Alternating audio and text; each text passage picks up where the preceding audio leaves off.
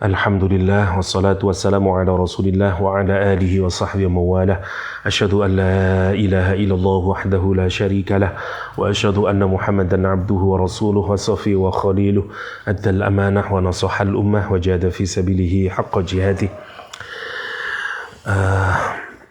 Adik-adik mahasiswa yang dirahmati Allah SWT, kita melanjutkan tadabbur kita terhadap surah Hud. Kita kali ini memasuki ayat yang ke-11 ya.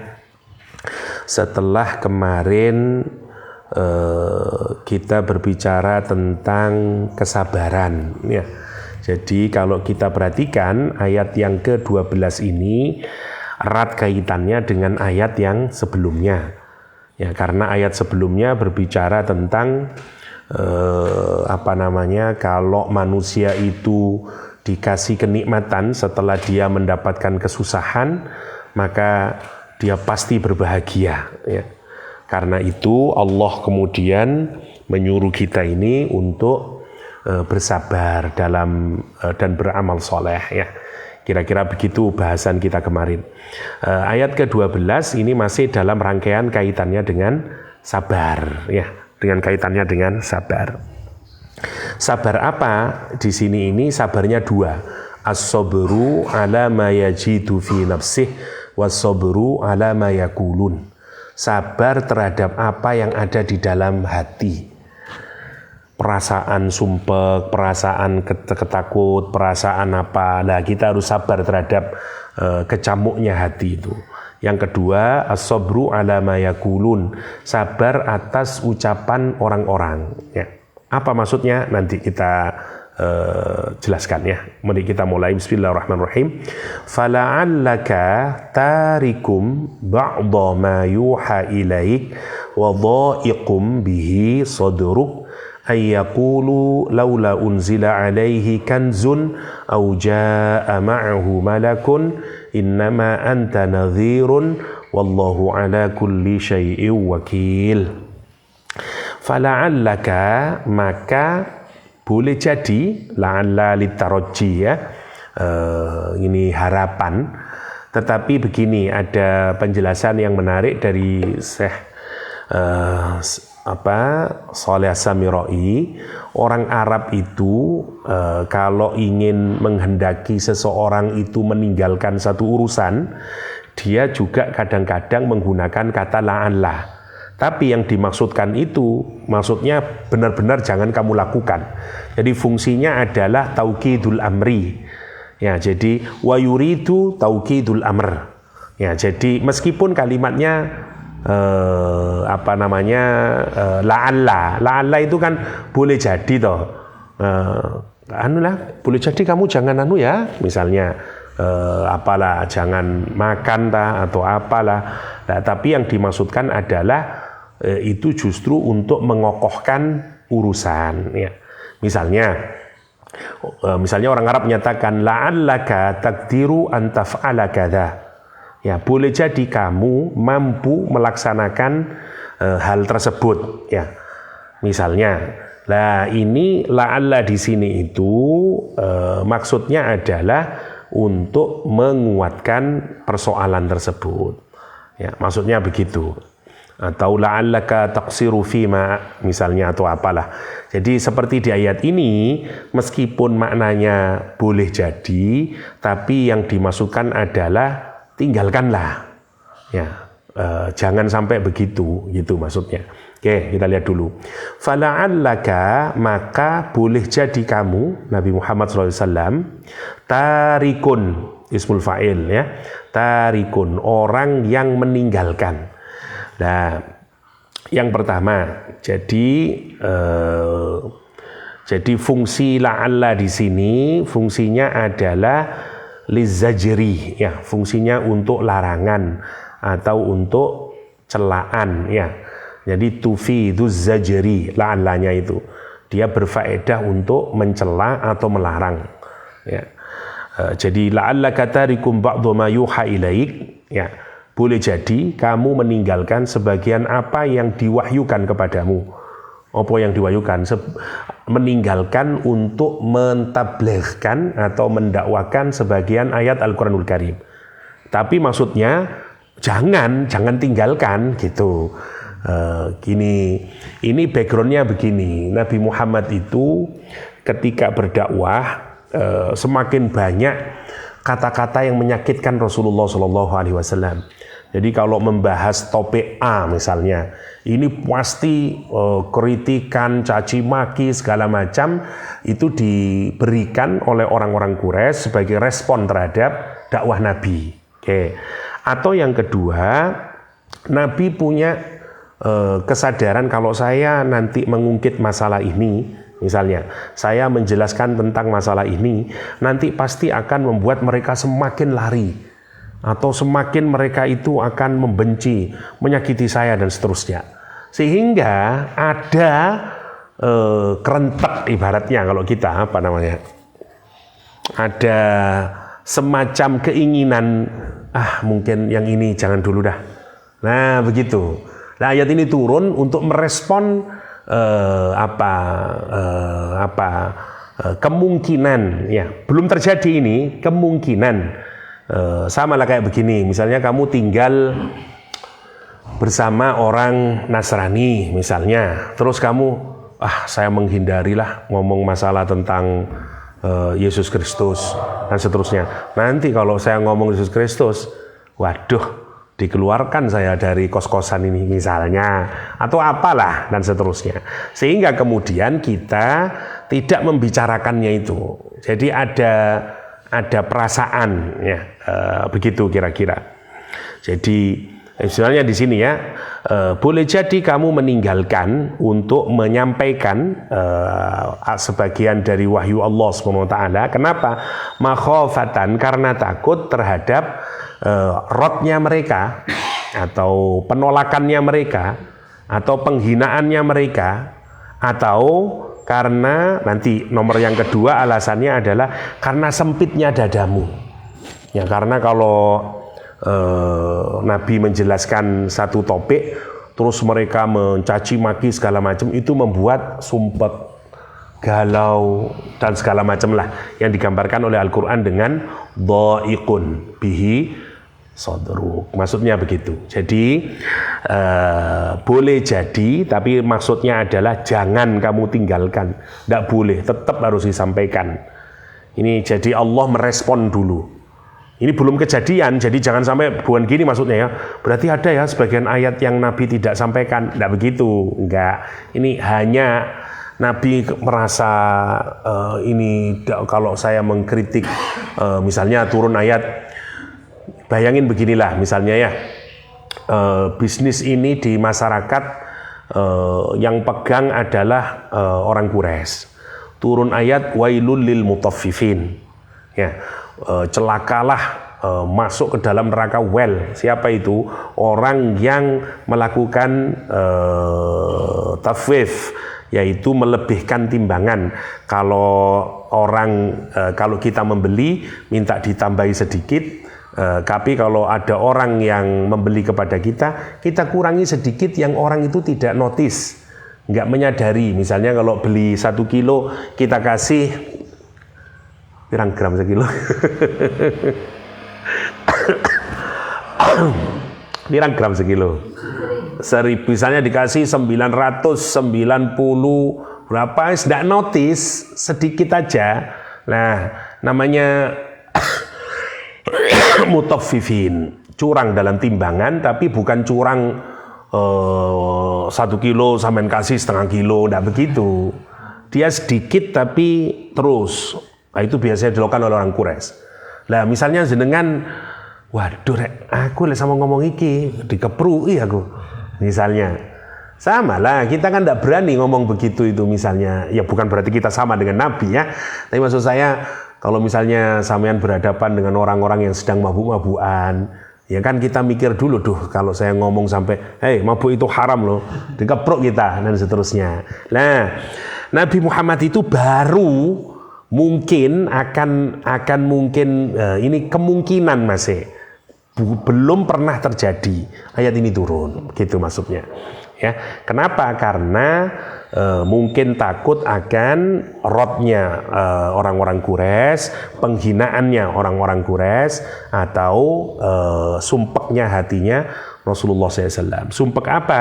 Sumpek mereka nanti berkata makhafatan ayyakulu tadi laula unzila alaihi kanzun. Oke.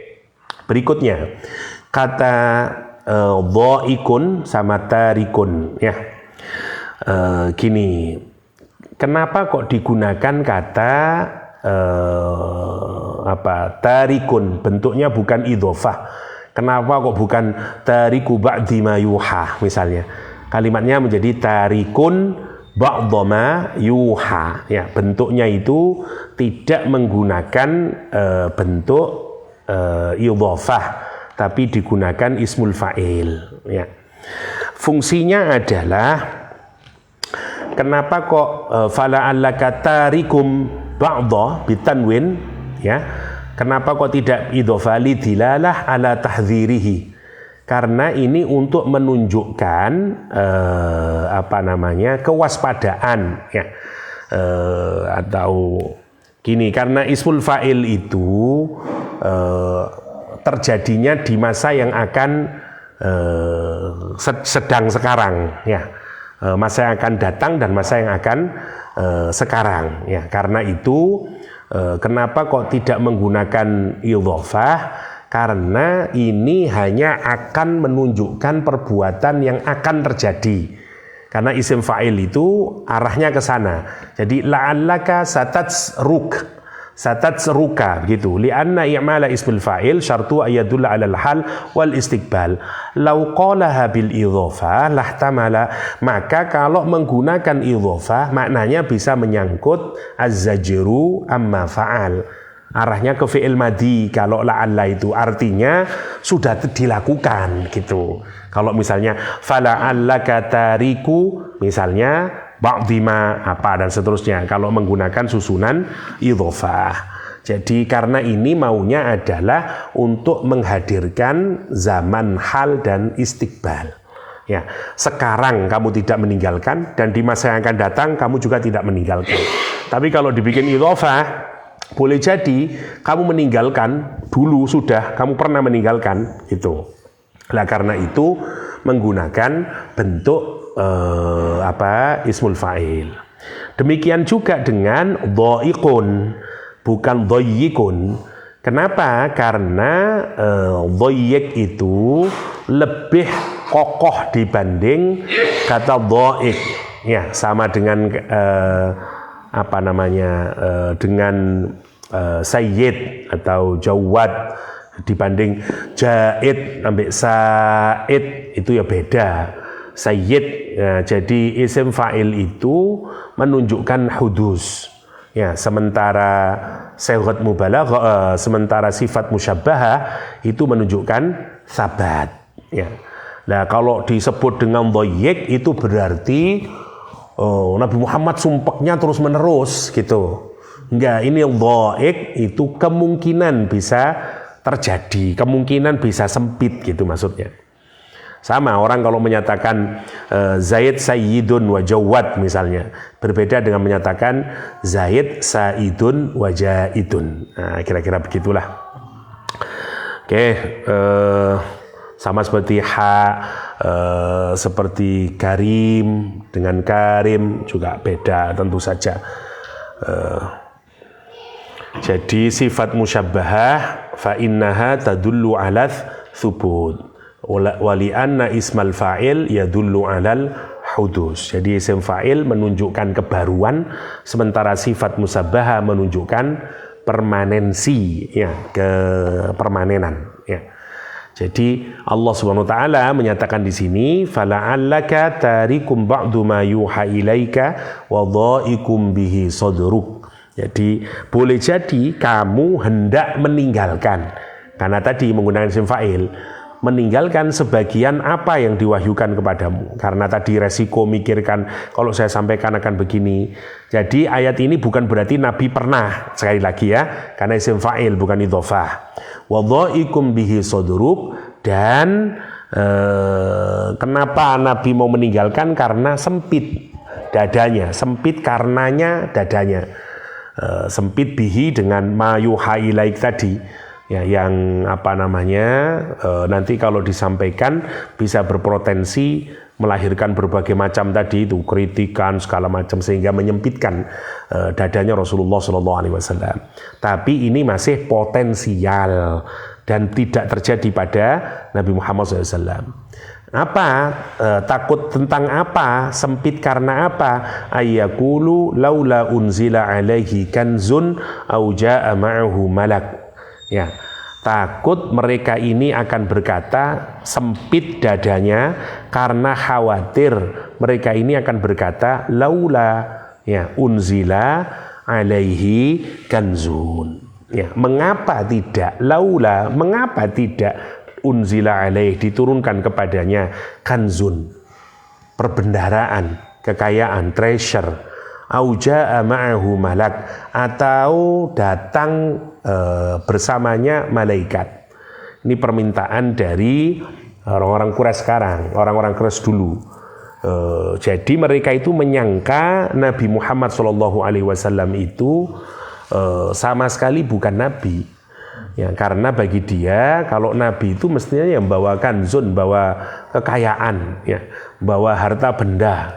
Yang kedua, jaa ma'ahu malak, atau minimal agar kami bisa yakin bahwa Nabi Muhammad itu nabi, ya datangkanlah bersama dia malaikat. Ya, Allah SWT menyatakan innama anta nadhir. Ndak lain ndak bukan, kamu itu hanyalah pemberi peringatan. Wallahu ala kulli syai'in wakil. Maksudnya begini. Nabi Muhammad itu tidak bisa memerintah atau meminta turunnya Al-Quran sesuai dengan keinginannya. Kamu itu hanya nadhir, pemberi peringatan. Tidak punya hak sama sekali tentang mana wahyu yang akan diturunkan, mana wahyu yang tidak diturunkan. Nggak ada otoritas sama sekali. Karena itu dikasih adat hasr, innama anta nadhir. Ya, tugas kamu cuma menyampaikan, ngasih peringatan. Urusan wahyu apa yang diturunkan oleh Allah, nanti efeknya kayak apa, impactnya kayak apa, you nggak usah ngurusin, sampein aja. Orang mau bilang apa, mau ngapain, bukan urusanmu. Termasuk kritikan orang-orang Quraisy yang akan menyatakan laula unzila alaihi kanzun. Ya. Yang menarik, orang-orang itu meminta salah satu ciri dari kebenaran itu adalah kalau dia diturunkan apa? Kanzun. Ya, dikasih harta kekayaan. Ini menarik ya, karena memang salah satu kecintaan yang paling besar dari manusia itu adalah ya harta memang. Saya tidak tahu, saya pernah cerita di sini atau enggak. Ada kisahnya Nabi Isa. Saya pernah cerita sini enggak? Nabi Isa pernah saya nonton di YouTube itu ceramahnya salah satu dosen Azhar. Nabi Isa pernah punya murid, terus ditanyain muridnya, saya mau sholat, ini ada uang 2 dirham, kamu beli roti, kata dia. Oke, dia beli roti, dapat 3 buah roti. Nabi Isa masih sholat, tapi dia menunggu lama, lapar juga perutnya, dimakanlah 1 roti itu, tinggal 2 roti. Kemudian Nabi Isa selesai, ditanyain, mana rotinya? Ini ada 2. Loh, biasanya kan dapat 3, kenapa dapat 2? Siapa yang makan? Nggak ada Nabi Isa, memang wallahi cuma ada 2 ya Nabi Allah. Oke, kata Nabi Musa, oke lah, kamu bungkus dulu lah, kita jalan dulu. Jalan, ketemu dob, ketemu biawak, ya, disembelih, dirica-rica, ya.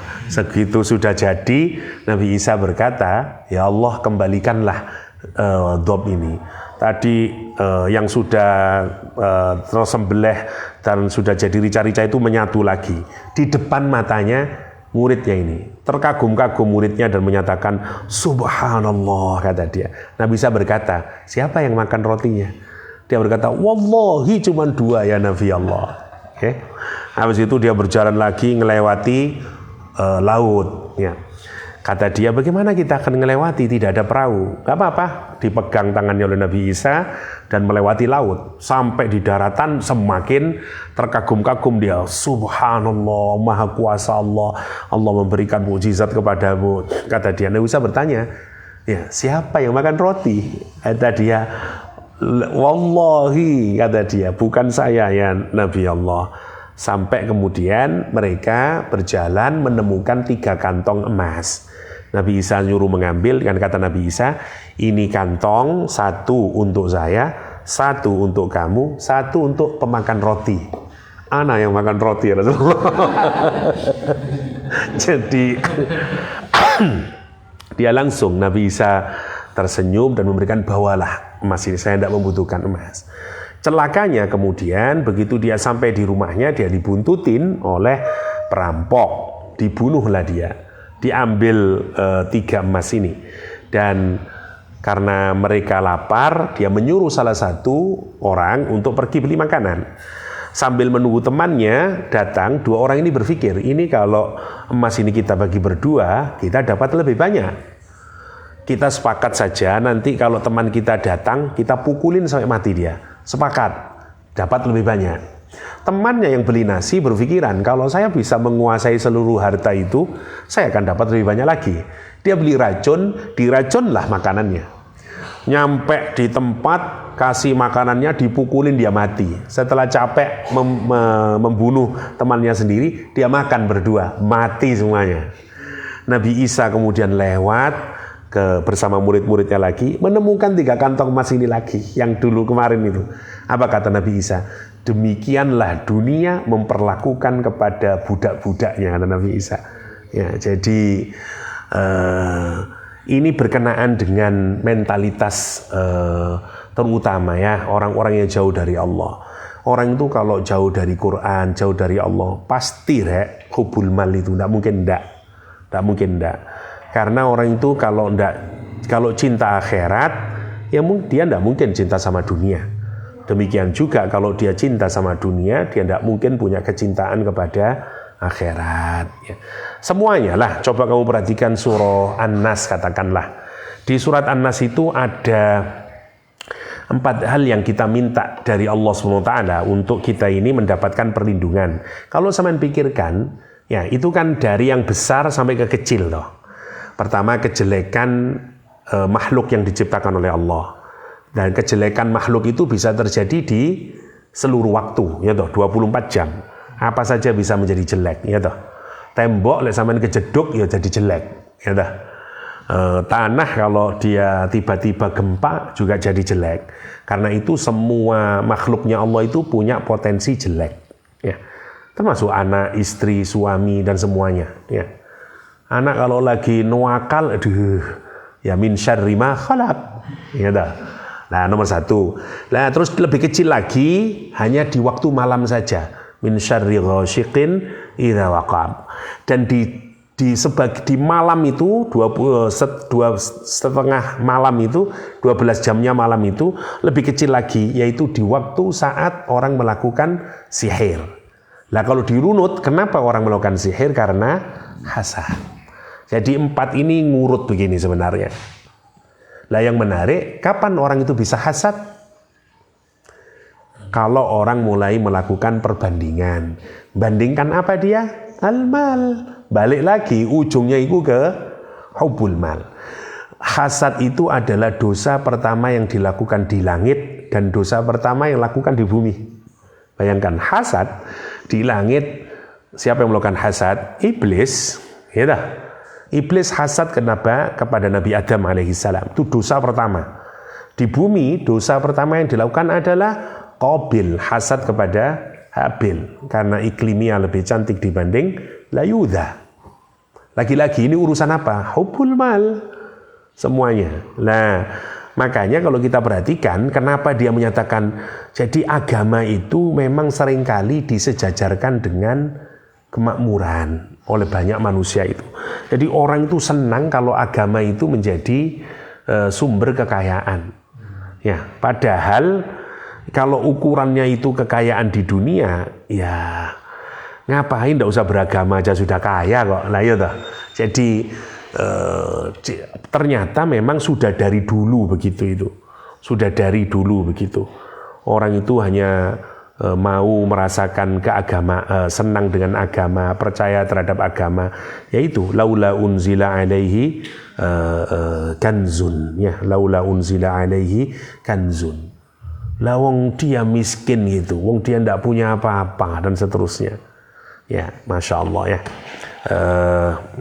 Ini mentalitas manusia, karena kita ini wa innahu lihubbil khairi lasyadid. Sangat cinta kita terhadap manusia itu punya karakter itu. Makanya dia menyatakan laula unzila alaihi kanzun. Kanzun kata Al-Qur'anul Karim.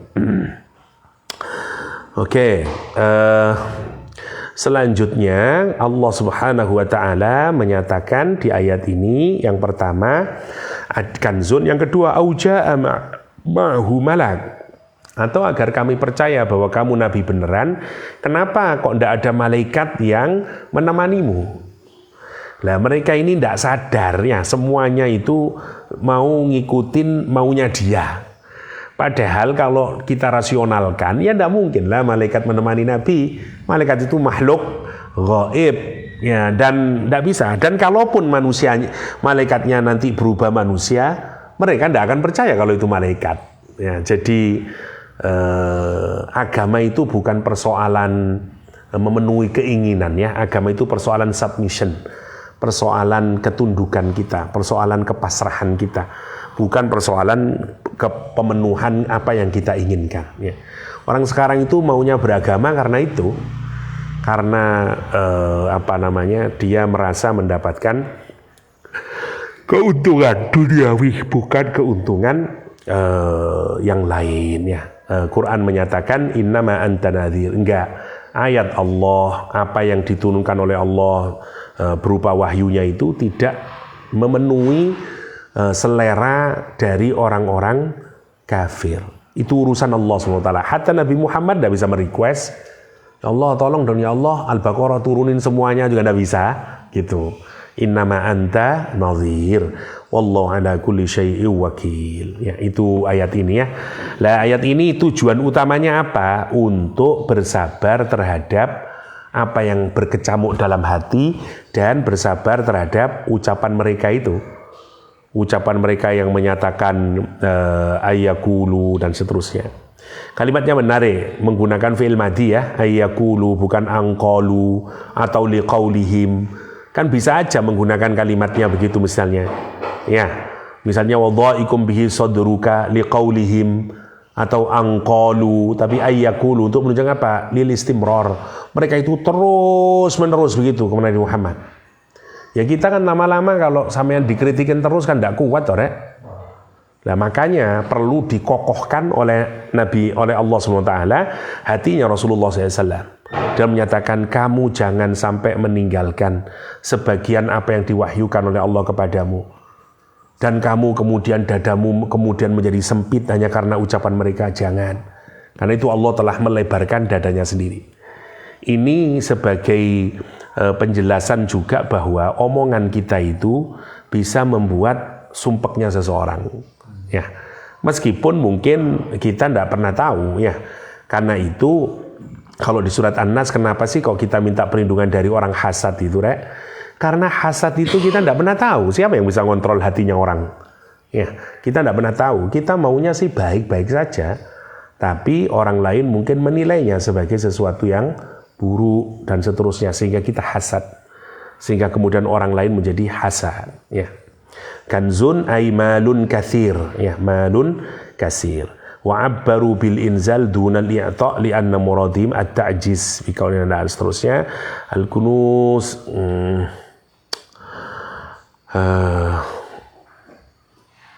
innama anta nadhi laisa alaika, tidak ada yang penting itu. Wallahu ala kulli syai'in wakil. Allah Subhanahu wa taala atas segala sesuatu wakil. Yahfaz ma yakulun. Allah memproteksi, Allah menjaga apa saja yang mereka ucapkan. Dikira tidak ada balasannya, semuanya itu enggak. Ya, dan seterusnya. Jadi kalau kita ini menghadapi masalah banyak, lurus saja pada tugas kita. Kalaulah ada orang yang mencaci maki dan segala macam, karena tidak akan pernah berhenti orang itu mengkritik kita dan seterusnya gini ya.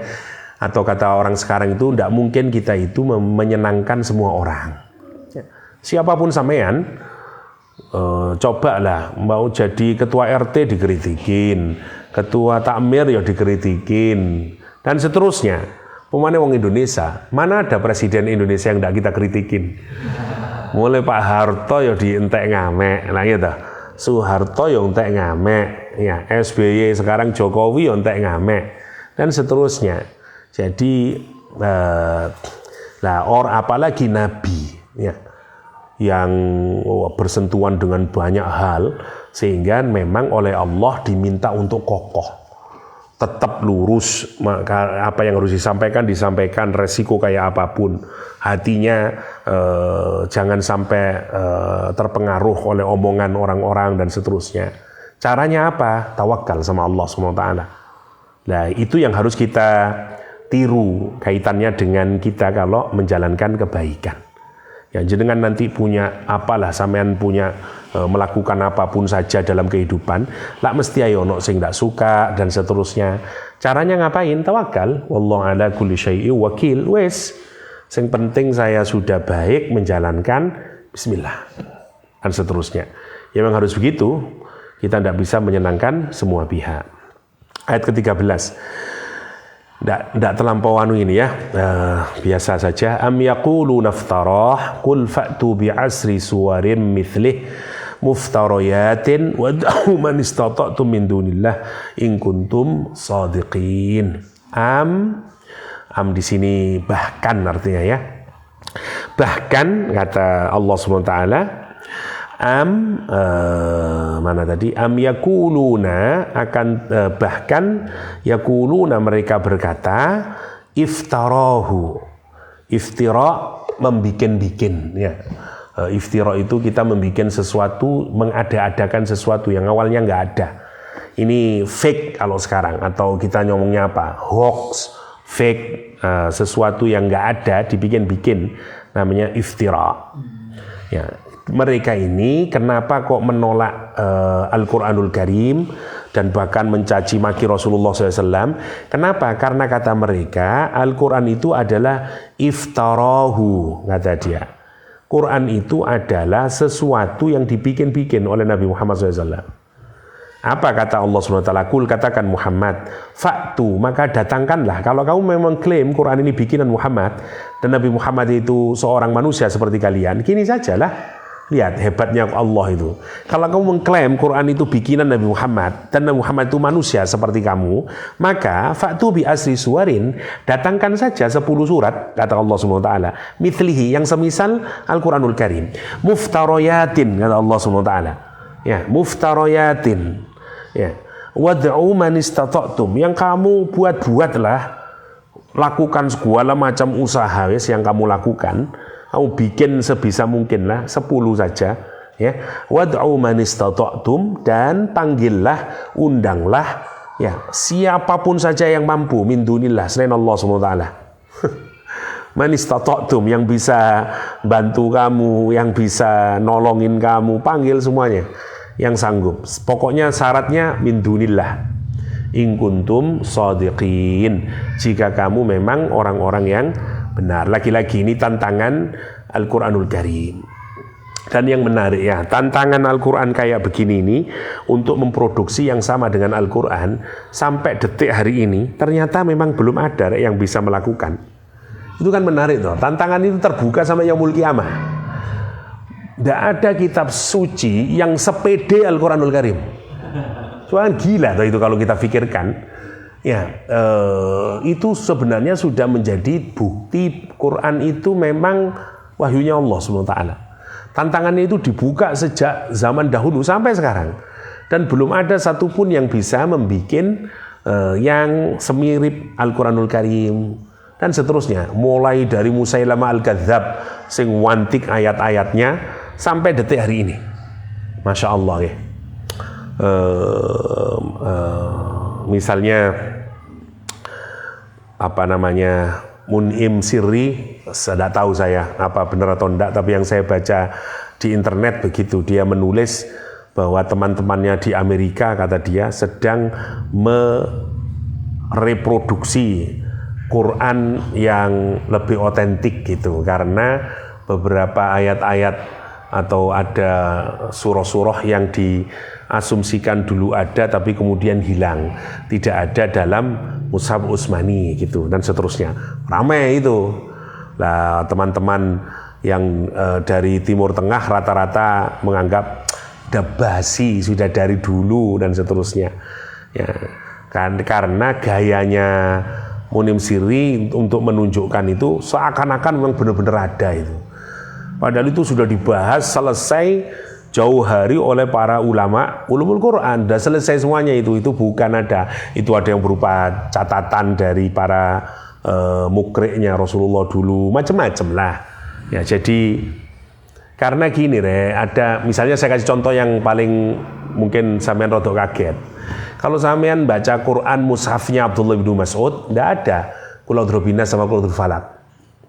Nah terus ini tidak sesuai nih dengan standar ini. Ya karena Abdullah bin Mas'ud bahkan tidak ada tidak ada. Audzunya juga tidak ada, semuanya tidak ada yang Qul a'udzu falaq sama Qul a'udzu binas. Kenapa? Karena Abdullah bin Mas'ud, sebagian riwayat menyatakan Abdullah bin Mas'ud menyangka dia bukan surah min suwaril Quran, karena kata Ibnu Mas'ud dia adalah doa untuk ruqyah. Ya, makanya dia bukan surah itu. Pendapat yang lebih kuat lagi menyatakan enggak, Abdullah bin Mas'ud tidak berkata begitu. Abdullah bin Mas'ud itu terlampau sudah hafal dengan sangat baik dan tidak mungkin melupakan dua surah ini, karena saking seringnya dipakai, sehingga karena Quran itu untuk dikonsumsi sendiri, tulisan tangan. Jangan bayangin Quran cetakan seperti sekarang, ini dia nulis untuk konsumsi sendiri. Ya, saya di rumah punya di Pasuruan, tulisannya mbah-mbah biyen itu ada Quran tulisan tangan zaman dahulu yang mbah-mbah itu. Nah, dia tidak dipublik, makanya kata para ulama tafsir itu, ini tulisan memang hanya dimaksudkan untuk kepentingan dirinya sendiri. Sementara Rasm Utsmani itu, Mushaf Utsmani, enggak, dia ditulis untuk publik, sehingga dia mengcombine semuanya itu. Bukan berarti Abdullah bin Mas'ud tidak mempercayai An-Nas dan Al-Falaq itu bagian dari surah dalam Al-Quran, bukan begitu poinnya. Nah yang kayak begini-begini itu mau dibangkitkan lagi, ya wis usang sebenarnya. Saya wis ndak males, saya udah males banget. Nah dulu awal-awal belum tahu, mau coba pikiran orientalis seneng kok sesuatu yang baru, ya biasalah namanya anak muda ya. Tapi kalau kita mendalami lebih jauh, ini cuman guyonan yang sudah basi sebenarnya konten ya. Oke, apa tadi? Jadi yang pertama, orang Quraisy itu menyangka Quran adalah iftira, ya iftira. Makanya Allah menyatakan bahwa produce saja yang semisal dengannya. Ada banyak sebenarnya, saya ngumpulin sebenarnya surah-surah yang dibikin-bikin itu lucu-lucu ya. Lucu-lucu surah-surah yang dibikin. Padahal kalau kita melihat kehebatannya ulama Islam itu atau orang-orang Quraisy zaman dahulu, top, jago bahasa Arabnya segala macamnya, tapi tidak bisa memproduksi seperti Al-Quranul Karim. Ya, bayangin ada siapa, Sayyidina Ali atau siapa yang bikin pidato tanpa menggunakan huruf yang ada titiknya, bayangin. Ya bisa kayak ngono wong Arab itu. Zaman dahulu. Ya, bikin pidato mulai dari Assalamualaikum sampai Waalaikumsalam, semua huruf-hurufnya ndak ada titik. Coba, kamu ndak ngelundas lah. Gitu itu mampu orang dulu itu. Tapi kalau untuk nirukan Al-Quran nggak ada yang mampu. Masya Allah ya. Itu salah satu keunikan Al-Quran. Karena itu kata Allah, Qul fa'tu bi asyri suwarim mithlih muftarayatin wad'u min man istata'tu min dunillah in kuntum shadiqin. Ya Allah. Satu lagi lah. Fa illam yastajibu lakum fa'lamu annama unzila bi'ilmillah wa an la ilaha illahu fahal antum muslimun. Salah satu hal yang biasanya juga kalau sampean, saya tersenang ngikutin UK apa istilahnya, UK debat ya. Di YouTube kalau tertarik cari, ada Syekh Utsman, ada macam-macam debat-debat dengan orang non muslim, itu asik-asik caranya dia. Namanya UK debat yang paling banyak asiknya. Salah satu caranya untuk mengalahkan itu adalah yaitu otentisitas Al-Quran. Karena semua kitab yang lain itu semuanya sudah dirubah-rubah. Gak ada satupun yang otentik, semuanya. Kecuali Al-Quranul Karim. Dan itu yang menarik ya. Sekarang ini katanya, saya tidak tahu total benar atau enggak ya, statistiknya atau ini sudah ketinggalan. Katanya di seluruh dunia itu setidaknya 15 juta orang menghafalkan Quran. Yang hafal Al-Quran. 15 yang tercatat. 15 juta. Itu kan mengagumkan kalau kita pikir. Orang paling gila sekalipun lah mikir. Kok ada satu kitab bisa dihafalkan oleh 15 juta orang? Ya kalau 1-2 orang kan masih masuk akal loh. Nah, mungkin dia sangat giatnya. Ini tentu kitab istimewa, 15 juta orang, bayangin. Kan gila itu. Dan apalagi banyak yang menghafalkan itu tidak tahu lagi artinya. Tapi dia bisa hafal. Kita ini susah banget menghafalkan sesuatu yang kita tidak paham. Kecuali Quran. Coba main apa lah wis, wa ini tok yang bisa. Lainnya susah sekali, lainnya dah. Itu salah satu keunikan Al-Qur'an. Ya, makanya kata Allah, fa illam yastajibu, jika mereka itu meskipun sudah berusaha ya, tapi mereka tidak bisa menerima seruanmu, tidak berusaha mengkonfirmasi saja enggak. Ya, mereka berusaha untuk mengijabah saja enggak. Menerima seruanmu aja enggak apa-apa, fa'lamu, maka ketahuilah annama unzila bi'ilmillah, sesungguhnya Al-Quran itu diturunkan dengan ilmunya Allah, bukan dengan ilmunya Nabi, bukan dengan ilmunya orang-orang Quraisy, enggak, murni Quran itu otoritasnya Allah Subhanahu wa taala, maksudnya begitu. Bukan karena siapapun saja. Nah, itu harus clear ya. Karena ada banyak orang yang menyatakan nanti wah, Quran bikinan Nabi Muhammad dan seterusnya. Enggak. Quran menyatakan annama unzila bi'ilmillah. Atau Rasulullah SAW tidak tahu itu. Wa alla ilaha illahu, dan bahwasanya tidak ada ilah selain Allah. Fahal antum muslimun, maka maukah kamu muslim, berserah diri kepada Allah Subhanahu wa ta'ala. Ya, itu Masya Allah kalau kita fikirkan itu untuk menunjukkan kuatnya Al-Quranul Karim. Tidak ada yang susah ini, jadi biasa saja. Di tafsir juga nggak ada penjelasan yang saya kira sudah terlampau clear, ayatnya enak ya. Fa illam yastajibu lakum fa'lamu annama unzila bi'ilmillah wa an la ilaha illahu fahal antum muslimun. Man kana yuridud dunya, lah ini yang menakutkan. Man kana yuridul hayatad dunya wa zinataha nuwaffi ilaihim a'malahum fiha wa hum fiha la yubkhasun. Man, kata Al-Quran Karim, siapapun saja, whoever kana yuridul hayatad dunya, yang menghendaki kehidupan dunia ini, wazinataha, dan perhiasannya dunia ini, semua kesenangan dunia ini, nuwaffi ilaihim, kami akan sempurnakan, balas secara sempurna kepada mereka apa? A'malahum, amal-amal mereka. Kalau dia melakukan perbuatan apapun di dunia ini, fiha, di dunia ini, kita akan penuhi semuanya. Misalnya kalau dia berbuat baik, kalau dia menyambungkan silaturahim, kalau dia mungkin bersedekah, kalau dia mungkin bantu orang yatim, semuanya dikasih balasannya di dunia ini. Kalau orang itu niatnya melakukan amalan ya di dunia ini. Ini maksudnya begini, misalnya kayak kamu nonton misalnya Harvard. Harvard itu kan nama orang. Uangnya diberikan kepada universitas sampai jadi Universitas Harvard atau Nobel Prize. Nah itu kan uangnya Nobel ya, yang kemudian dijadikan sebagai hadiah dan seterusnya. Nah semua orang, banyak orang yang non Muslim itu melakukan banyak kebaikan, entah apa sajalah, bantu orang lah, anak yatim lah, dan seterusnya. Bikin foundation lah.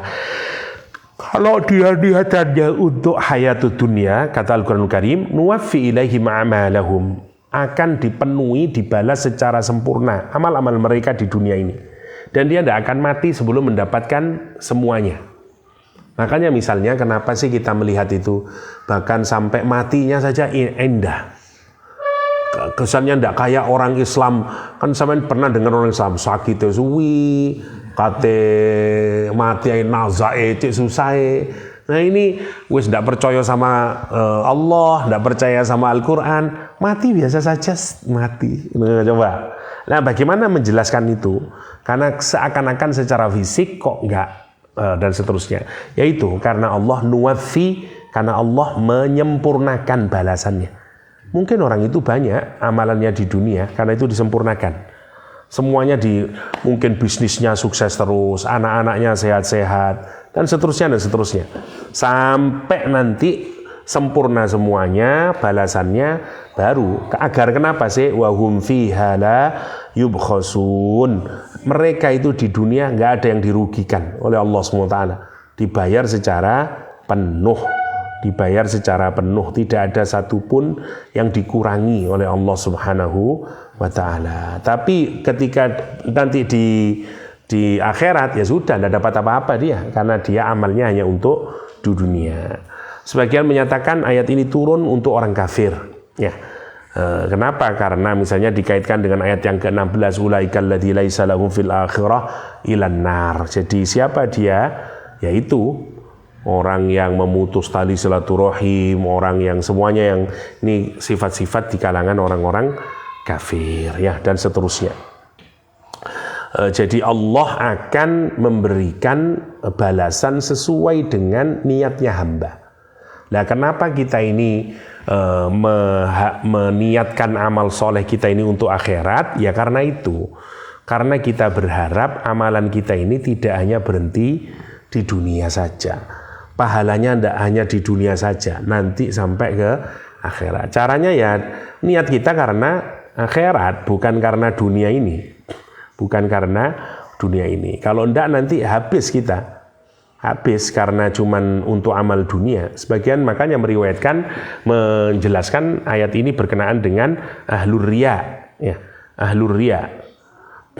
Nanti bahkan katanya dalam sebuah hadis di hari kiamat dikatakan kepada mereka yang banyak riaknya itu, suntum wa sallaitum wa tasaddaqtum wa jahadtum wa qara'tum liyuqal dzalika. Ya, kamu itu berpuasa biar disebut sebagai ahli puasa, banyak sholat dan disebut sebagai ahli sholat, sedekah sebagaimana ahli sedekah, berjihad sebagaimana ahli jihad. Ya, itu aja tujuanmu. Dan kemudian Nabi menyatakan inna haula awwalu man tusa'aru bihimun nar. Mereka itulah orang-orang yang awal nanti akan dibakar di dalam api nerakanya Allah Subhanahu wa Ta'ala.